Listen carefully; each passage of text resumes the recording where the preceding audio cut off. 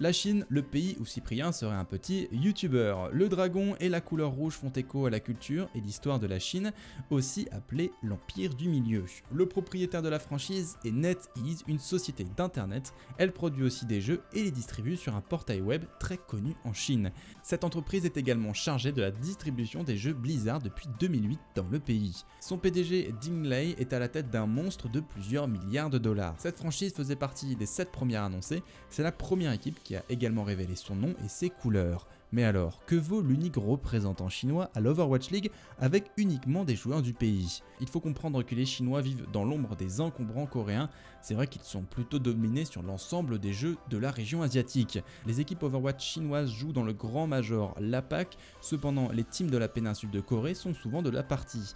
Il est donc difficile pour les Chinois de briller comme ils le voudraient. Cependant, 3 des joueurs du roster de Shanghai ont participé aux phases de pool de la World Cup avec la Chine, cette équipe qui avait époustouflé le monde par une rigueur de jeu rarement aussi bien tenue. Nous avons dans la line-up shanghaïaise 2 joueurs des FTDD Club, une équipe du top 7 chinois, 3 joueurs qui faisaient partie de l'ancienne line-up LGD Gaming. Des débats sur différents forums ont eu lieu sur le choix de ces derniers qui pour certains des spectateurs ne semblent pas être les meilleurs pour la structure au dragon. Certains pensaient trouver au sein de ce roster l'ancienne équipe Miraculous, première team chinoise, double championne de la PAC en 2017. Mais le choix des responsables de Shanghai Dragons a été autre, cette décision leur appartient. Nous ferons de toute manière une vidéo sur la scène Overwatch chinoise. Cette équipe de Shanghai aura fort à faire pour cette Overwatch League, elle arrivera avec un style de jeu très solide et posé comme les rosters chinois nous ont habitués face aux occidentaux plus agressifs.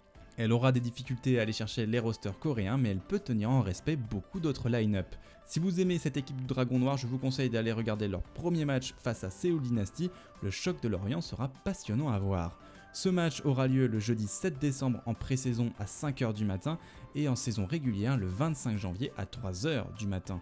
Si vous voulez plus d'informations, je vous conseille d'aller sur le site de l'Overwatch League, je mets des liens dans la description pour compléter vos données.